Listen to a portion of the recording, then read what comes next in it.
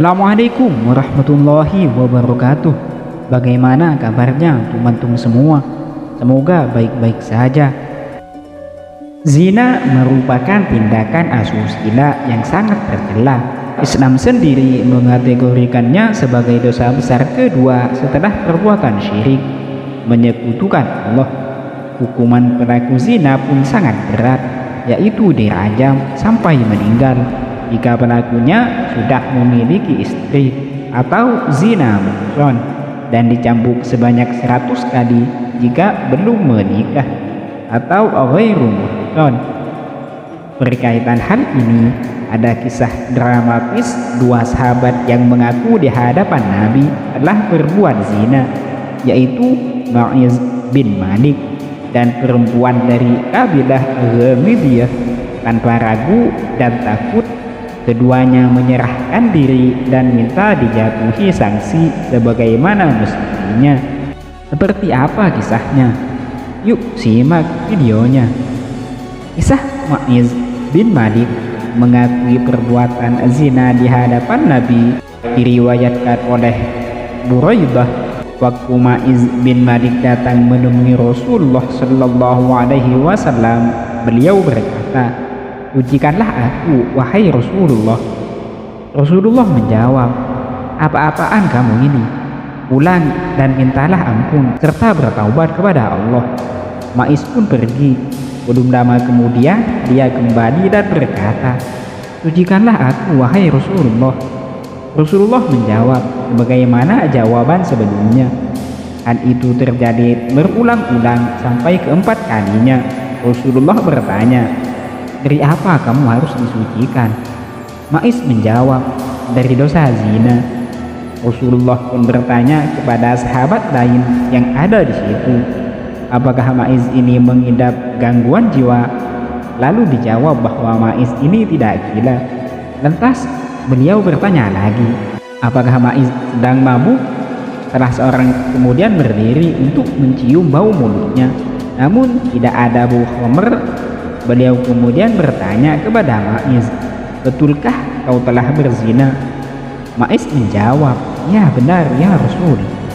Kemudian Rasulullah menyuruh para sahabat untuk menegakkan hukum rajam yang berlaku efektif pada waktu itu terhadap Ma'iz hingga akhirnya ia meninggal.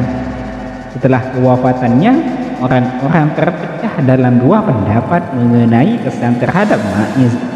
Sebagian mengatakan bahwa Ma'iz telah celaka akibat dosa yang telah diperbuatnya, sementara sebagian yang lain memiliki kesan positif bahwa Ma'iz merupakan orang yang beruntung karena telah bertaubat secara sangat baik, yaitu dengan mendatangi Rasulullah, mengakui kesalahannya dan ikhlas untuk menjalani hukuman rajam. Sampai selang 3 hari setelah kematian Ma'iz, kedua kubu itu masih dalam pendapatnya masing-masing, hingga akhirnya Rasulullah meminta mereka untuk memohon ampun kepada Ma'iz. Lalu beliau bersabda, "Sungguh Ma'iz telah bertaubat dengan sempurna, dan seandainya taubatnya dapat dibagi untuk satu kaum, pasti taubatnya akan mencukupi seluruh kaum tersebut." Kisah ini dicatat oleh Imam Bukhari dalam Sahihnya pada bab murajam pelaku zina, hadis nomor 6434. Kisah lainnya, kisah wanita Ghamidiyah mengakui perbuatan zina di hadapan Nabi. Diriwayatkan dari Buraidah, seorang perempuan dari suku Ghamidiyah menemui Rasulullah dan berkata, "Wahai Rasulullah, aku telah berzina. Sucikanlah aku dari dosaku." Rasulullah kemudian memintanya untuk pulang. Esok harinya ia itu datang lagi. "Mungkin engkau enggan menjatuhkan hukuman untukku sebagaimana yang engkau lakukan terhadap Ma'iz bin Malik." "Demi Allah, aku telah hamil," katanya mencoba meyakinkan Rasulullah. "Aku tetap menjawab tidak. Pergilah sampai kau melahirkan," jawab sang baginda Rasulullah. Setelah sekian lama dan wanita itu telah melahirkan, ia kembali lagi mendatangi Rasulullah sambil menggendong bayinya sebagai bukti dan berkata, "Ini bayinya, aku telah melahirkannya." Rasulullah menjawab, "Pergilah dan susui dia sampai engkau selesai menyapihnya." Setelah sekian lama dan wanita itu sudah menyapih anaknya, ia kembali mendatangi Rasulullah dengan menggendong anaknya yang sedang memegang roti. Lalu beliau berkata, "Wahai Rasulullah, aku telah menyapihnya dan ia sudah bisa makan." Rasulullah pun meminta wanita untuk menyerahkan bayinya kepada salah seorang sahabat yang hadir di situ. Ia kemudian dibawa ke tempat eksekusi rajam.